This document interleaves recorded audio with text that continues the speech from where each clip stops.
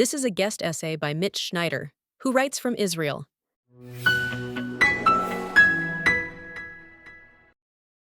The Islamic Republic of Iran has attacked 9 countries this week. Missiles hit Dubai's airport and damaged the Burj Al Arab. Smoke rose over Manama, Doha, and Riyadh. A drone struck RAF Akrotiri, a British sovereign base on Cyprus, hitting the runway in an act of direct aggression against British soil. For the first time in history, every single Gulf state was targeted by the same actor within 24 hours. Roughly 420 missiles fired across the region in a single week. Mark Rutte, NATO's Secretary General, issued a statement. The alliance, he said, is, quote, not itself involved. Not itself involved. A member's sovereign territory was struck by a foreign state. 4 major non-NATO allies were attacked. The organization that exists for precisely this moment looked at what happened and concluded it had nothing to do with them. Let's start with Britain, because Britain deserves the most scrutiny. Prime Minister Keir Starmer initially refused to allow American bombers to use British bases, including Diego Garcia, to launch strikes on Iran. Britain, America's oldest ally, the country that stood with the United States through 2 world wars and the Cold War, looked at its closest partner going to war and said it wasn't going to support. U.S. President Donald Trump responded publicly and without diplomatic cushioning. This is not Winston Churchill that we're dealing with. Only then, under that public humiliation, did Starmer reverse course and grant permission, not out of principle, not out of alliance solidarity, because the political cost of being called no Churchill by the President of the United States in front of the entire world became too high to bear. Eventually isn't leadership. In wartime, eventually doesn't save lives. It's damage control with a press release attached. Spain didn't even get that far. Madrid refused to allow its military facilities to be used entirely. Trump's response was direct. We're going to cut off all trade with Spain. We don't want anything to do with Spain. Trade has a way of clarifying alliance commitments that decades of NATO summits apparently couldn't. What makes Britain's position particularly striking is the context. For 2 years, Starmer's government has withheld arms from Israel, supported international criminal court proceedings against Israeli leaders, and done everything in its power to isolate the one country in the region that was actually fighting the enemy Britain couldn't bring itself to name. And then Iran hit a British base in Cyprus.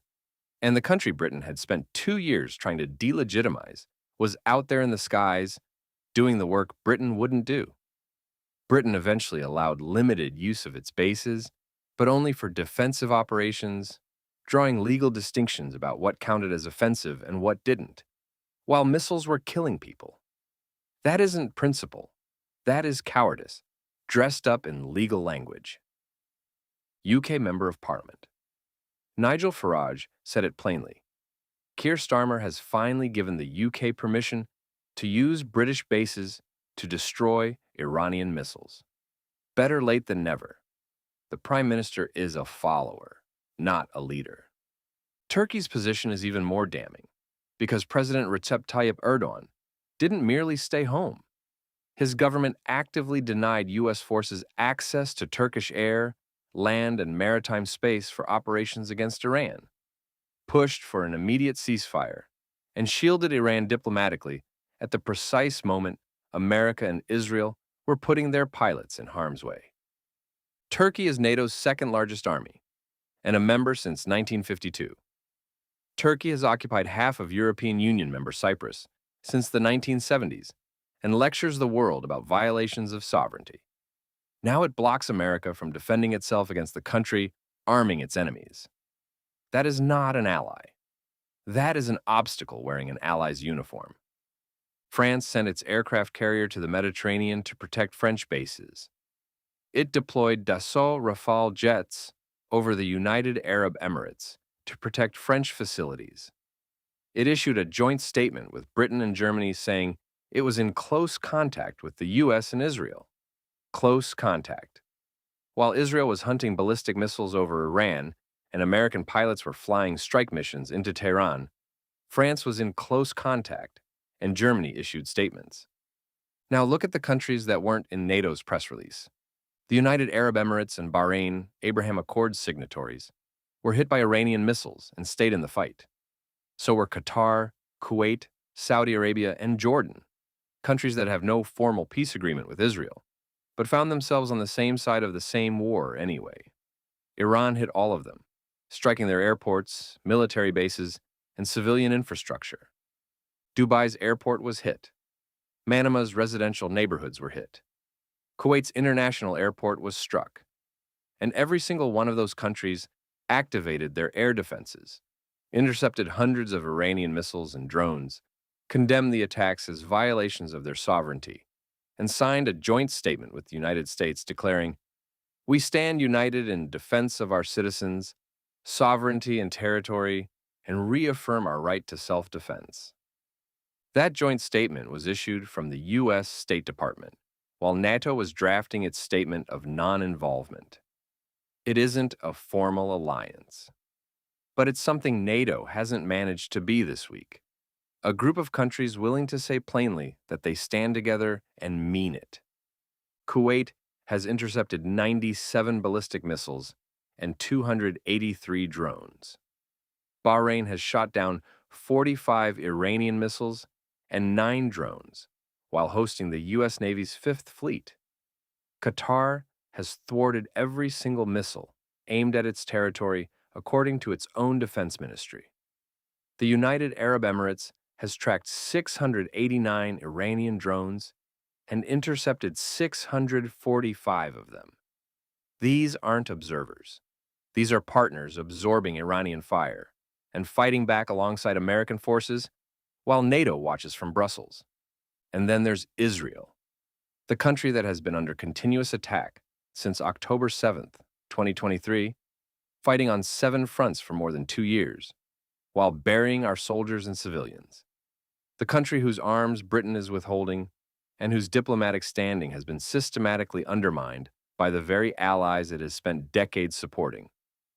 That country is out there right now, flying drones over Iran, hunting ballistic missiles before they can fire, protecting not just its own people but American bases, Gulf states, and the broader region in which British personnel operate, whether Britain acknowledges it or not. Understanding why NATO failed matters as much as knowing that it did. Because this isn't a one-time lapse. It's built into the architecture. NATO was founded in 1949 to defend Western Europe from Soviet invasion. Its collective defense obligation, Article 5, applies only within defined geographic areas, specifically Europe and North America. Royal Air Force Akrotiri, a large Royal Air Force military airbase in Cyprus, is actually British sovereign territory. An alliance designed to protect its members wrote its founding treaty so narrowly that an attack on a British base doesn't automatically trigger collective defense. That isn't a loophole. That's a 76-year-old design flaw that this war just exposed to the entire world. Beyond the geography, there's the money. The United States has been paying roughly 2/3 of NATO's total defense spending for decades, while European members treated defense as optional and the peace dividend as permanent. Trump demanded they pay their share.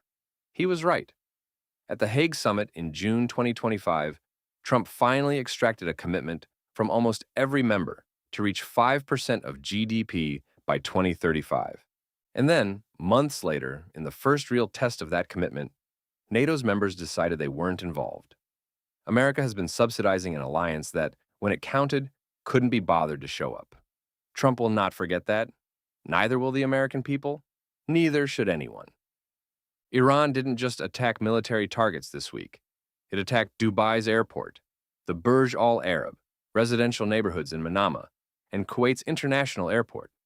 It deliberately targeted civilian infrastructure across the Gulf to send a message to every Arab leader who chose America and Israel over Tehran. The message was, your bet on the West will cost you, your people will pay the price. It didn't work. Every Gulf state that was hit stayed in the fight.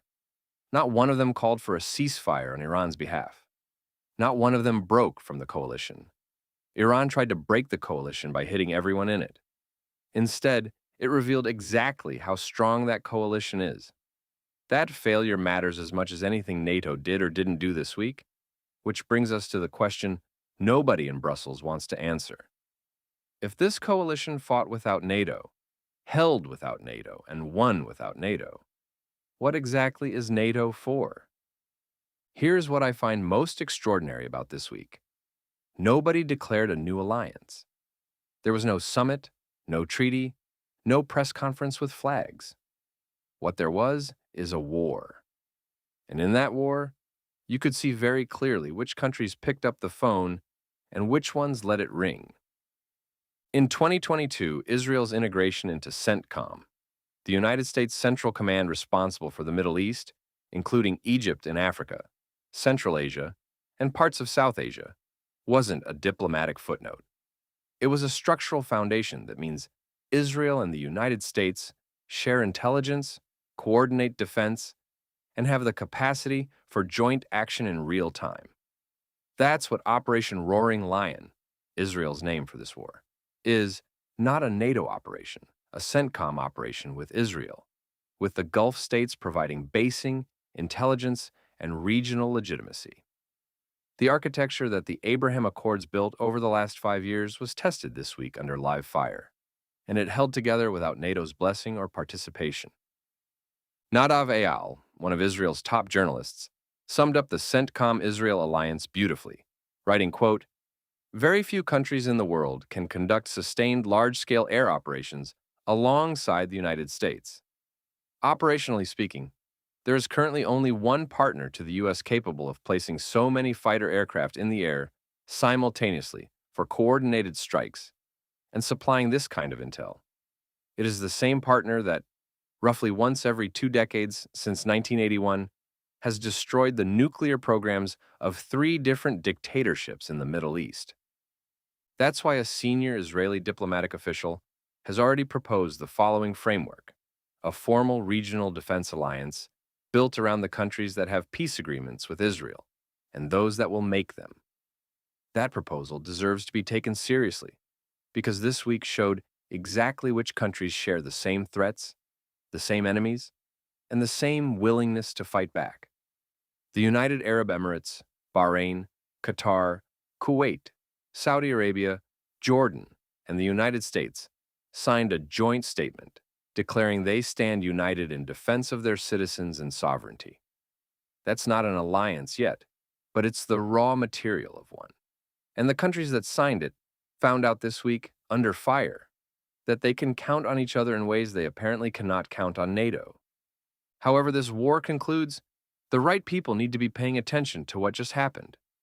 The countries that showed up this week share the same threats, the same enemies, and the same understanding of what's at stake. That's the foundation of every serious alliance.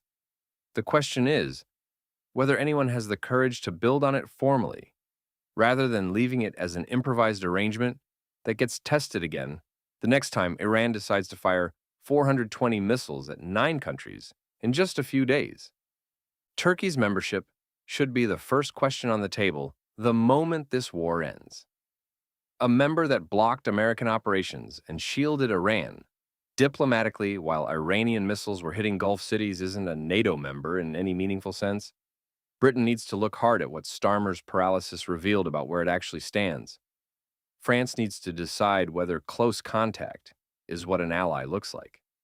And the United States needs to have a serious conversation about whether it wants to keep subsidizing an alliance that watches its partners fight and calls itself not involved. NATO won't dissolve overnight. Institutions never do. But relevance isn't guaranteed by longevity. The question isn't whether NATO survives. It's whether it means anything when it does. The countries that showed up this week are defending something that NATO forgot how to name. Not just territory, not just trade routes, not just oil, but the idea that free people have the right to live without the threat of annihilation from regimes that have spent 45+ years announcing exactly what they intend to do. The State of Israel has been living that fight since its founding. America understood it after October 7th. The Gulf states understood it when Iranian missiles and drones started landing on their soil this week. The West used to understand it too. Some of it still does. The question NATO must answer is, which of its members still recognize that alliances are not just summits and press conferences,